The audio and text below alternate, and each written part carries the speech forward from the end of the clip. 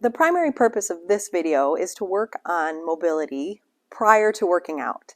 A lot of people have in the past thought that static stretching, where you sit and hold a stretch, was the way to go. But newer research is finding that a dynamic warm-up is the best way to go. And the typical ones are like the leg swing side to side or front to back, and there's nothing wrong with that, except I just get bored with it. So I created this other mobility workout that you can do poolside, you can do at your stationary bike or before you're out riding on the road, you can do it on a trail, on a sidewalk, you can really do this anywhere in the bathroom when you're hiding from your spouse, before you go out on a run, before they ask you to do something else, before you leave, that kind of thing. So that's what this workout is designed to focus on, is the mobility side of it. And as we know, mobility's goal is to try to get range of motion. So we want to try to get deep into the joint to get mobility, which then helps with things like stability and strength and control. So all of those things blend together, but this workout is specifically designed to help get more motion at your joints prior to you using it for whatever part of a triathlon or whatever sport you're going to do. So there's a lot of variations to this, and I'll show you those as we go too. So we're going to almost kind of work our way up. We'll see how that goes. But we're going to start with the ankle. It's hard to stretch your ankle and get mobility at your ankle. People will do calf stretches and that's fine, but to try to get more range of motion is challenging. And I know that Chrissy in the other mobility series that some of you saw was using some dorsiflexion, and I love that with a band. Just awesome. So I didn't want to duplicate that, but that is my go-to favorite. She did a great job of demonstrating it, so I love that. So love that she showed you that. So I'm going to try to do one where you don't need equipment, considering maybe you're at the trailhead before you go out on a run. I want to show you that stuff. So we're going to start with rolling our ankle side to side. So you're trying to get as deep into that as possible. Now I've had several ankle sprains on my left side and it still feels a little bit tight, but this always kind of feels good. Sometimes I get a pop. That's never the goal, but that is an option that you may feel a little bit of a cavitation as that joint opens up. So I'm going to do 3 to 5 reps on each side. Depending on how much time you have, you might be doing like 2 or 3. So side to side. Now you'll see some people when they're working on mobility bringing this foot up as they roll out to the side. I don't love that because I'm not so sure what everybody's ankle stability is. So that's why I recommend just letting your ankle come as far as you can side to side. Then the next one is pushing it forward. So you're going to go on your toes and really try to push this forward. Now I feel tension in the front of my ankle joint, which is where I want it. If you have a history of shin splints, this can sometimes feel good too. But the same thing, I'm really getting forward at that ankle joint to try to get that joint to move forward. And so again, 3 to 5 reps on each side to get that warmed up. Now the next group is for the hamstring. You're going to feel it in your hamstring, I should say, but really it's to try to start working our hip joint. So I'm going to cross one leg over the other, and I'm going to come down as far as I can. And I've been working all day, so I'm a little bit tight, but the goal is after 5 reps that I can get a little deeper and a little deeper with each rep. Now, I'm not going to tear anything, so it's okay to push it. But you can see with each rep, I can get deeper and deeper, which is exactly what you want from mobility, is to try to get deeper. So again, just shows you how much capability there is in our tissues, not only our muscle tissues when we're working on this type of stuff, but also in the joint, how much range of motion the joint is actually capable of. So 3 to 5 reps on each side. This side feels a little bit better for some reason compared to the other one. I'm going to do 2 more. Again, 3 to 5 reps works pretty good. Now the cool thing about this, the hip joint is 3-dimensional, meaning it works in 3 directions. So it moves front to back, it moves side to side, and it rotates. So that's how this next group is set up, is so I can get all aspects of that ball and socket joint. So I just did where my hips were pretty much in neutral, but now I can manipulate which direction they're facing. So now I'm going to do toes out. If you're a ballerina, this would be, I think, first, or if I go wider, 5th position. Again, doesn't really matter, but I can do the same thing where I'm working the joint. I'm just manipulating the direction my hip is moving in by changing the direction of my feet. So 3 to 5 reps with toes out for me. And again, I'm not sitting and holding. You'll notice that I'm not sitting and just holding the stretch because I'm not trying to improve my elasticity or my flexibility of my muscles. I'm trying to work on the range of motion of my joints. So that's why you're seeing me move down and then up, and with each rep I'm trying to go a little deeper and a little deeper. So now I'm going to try to turn toes in. Now if you have knee pain, it's okay if some of these hurt you to skip them. Or just change the position of your feet. But I'm trying to turn my toes in as much as I can. And I totally feel this in a different spot than I did when my toes were out. So 3 to 5 reps. Again, I'm trying to get as full range of motion as I can.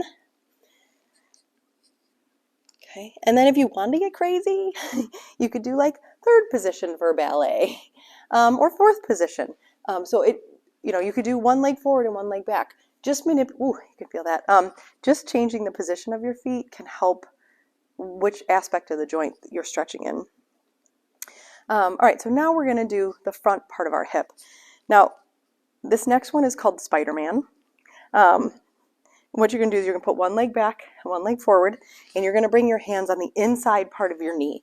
So I'm going to come down into like a lunge position, and the reason they're on the inside of the knee is because if I put it out here, my chest gets blocked by my knee. So by bringing them forward right here, I can get deeper. And so I'm going to bring my butt up and then my butt down. I'm going to go down as far as I can and then butt up and butt down. Again, I'm going to do 3 to 5 reps, trying to get as deep as I can with each one, hopefully a little deeper and a little deeper with each rep. Good, and then give me one last one here.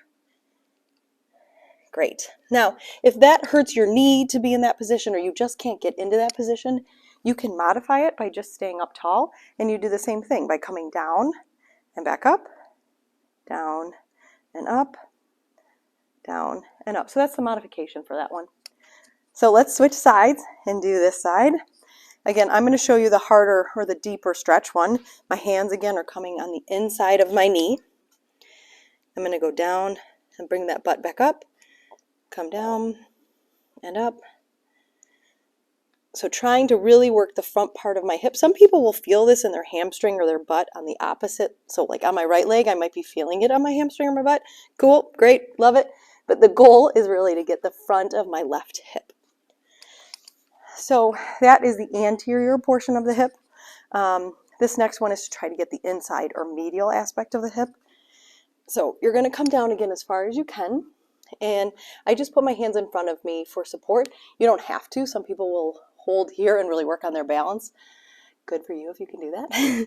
But what I'm going to do now is bring my butt up and my butt down, butt up, butt down, butt up, butt down, and we'll do 5 of these. So really trying to get deeper and deeper into that inside hip. Now I do feel a stretch in my hamstrings and my calf, which is awesome. But again, the goal is to try to really get the movement right here on the inside of my hip. We're going to switch sides and do the same thing. Now, some people ask me, should your toes be pointed forward? Should they be pointed up?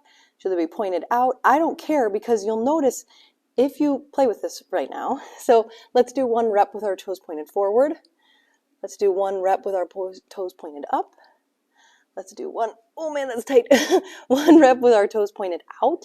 So you can manipulate the direction of that hip by changing the position of your toes to try to get whatever area you want to get. I'm getting a little crunching in that left knee, but it doesn't hurt, so I'm okay doing it. And the modification for this would just be to stay standing. If you're off balance, you could always do this at a countertop and hold on to give you a little more stability when you're working one side or the other, but the goal remains the same, that you're trying to get a little bit deeper and a little bit deeper with each rep. Okay, so now continuing to work our hips, I want to work on that rotation. So remember, the hip works front and back, side to side, and then rotates in and out. So this is to work on the rotation side of it. So I call this the crab. I don't know why. I don't know if it's not like I'm moving like a crab sideways, but for whatever reason, this is the name I gave it. And you're going to lift your butt up, and then you're going to bring one knee in, and then the other.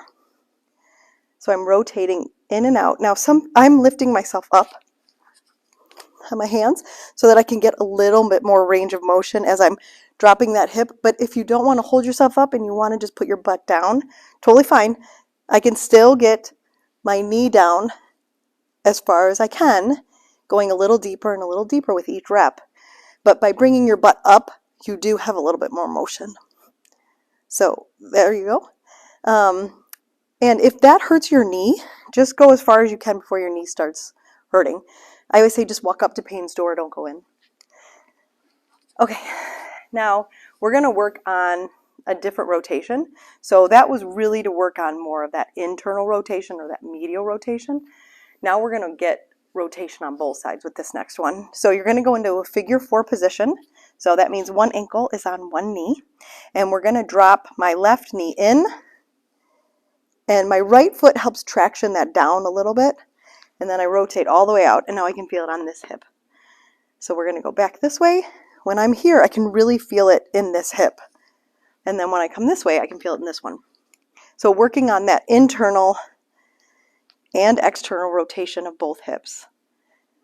And I just lost count. I'm going to pretend that that is 5. And I'm going to switch sides. So now my left ankle is coming on my right knee. And I'm rotating this way and then back. So definitely tighter on my right. So just trying to, every time I come down, just trying to drive that down a little bit. And I don't have pain, it just feels tight. So just trying to get that mobility to improve on that right side. And I'm going to give me one more here. Now, if you're on the trail and you don't really want to get on the floor or on the ground, what you could do is do it standing. So one ankle on one knee, and you're just going to come down and up. Now, if you're like, I don't have that good of balance. Well, first of all, I want you to keep trying, because I think as runners, we should always be able to be on one leg, because that's all we do.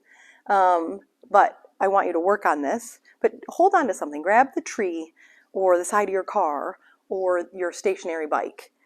Or your countertop. There's nothing wrong with using a little bit of balance for control, because I'd rather you were stable and in control so that you could really get deeper with each rep versus like fighting to maintain balance in order to get the task done. So,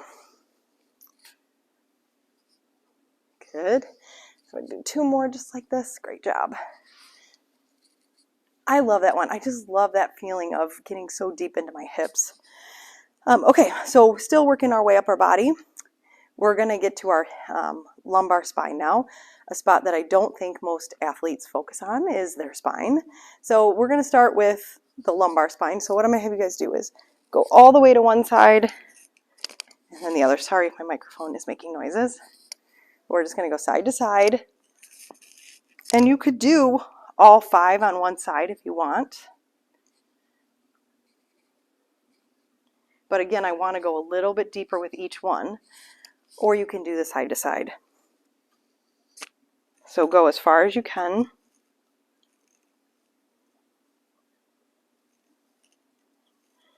Great. And the last one for this group is floppy arms, I call this. You're going to twist side to side. So what you're going to do is you're going to just let your arms hang here. We're going to just twist side to side.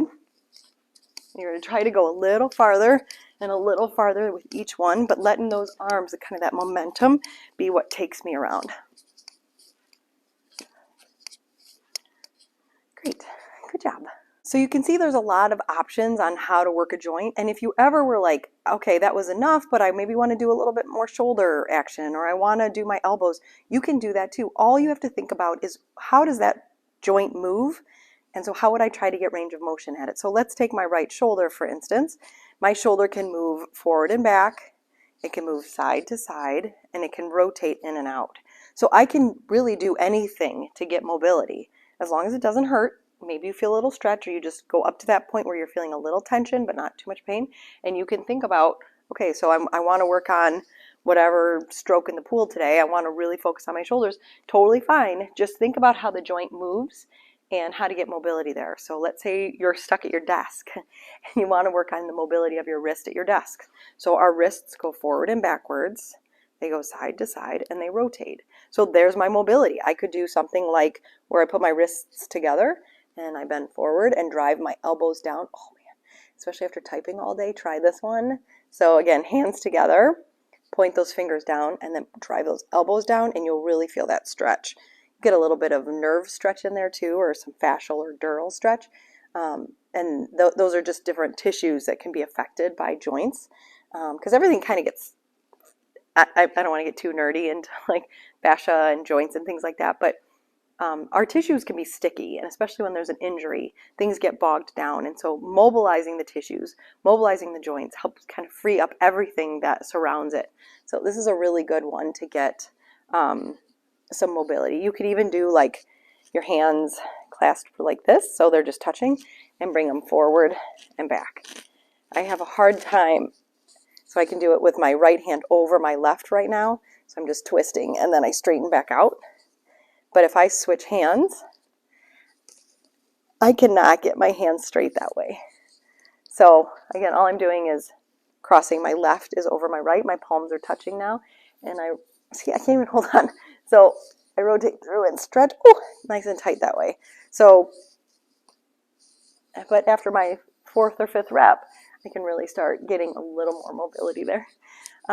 So, you know, again, so just think about the joint and the direction it moves. So my elbows even, they bend and straighten. That's pretty much all that elbows do, very similar to the knee. So you could do things like putting your hands on your knees and then bending and then straightening out and then bending and straightening out. So I'm getting some nice tension through here, but I'm also working that elbow joint.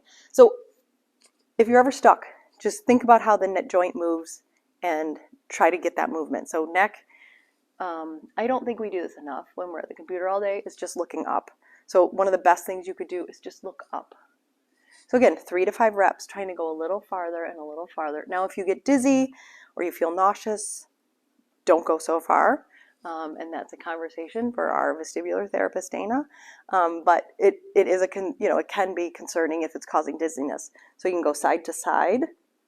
Again, just really working on mobility, trying to get that range of motion a little farther and a little farther. Or you could even do neck circles, shoulder circles. You know, there's really no end how you could warm up before your workout. So thanks for coming along with me on the mobility journey. Hope you can really get some good mobility and range of motion out of this before your workout.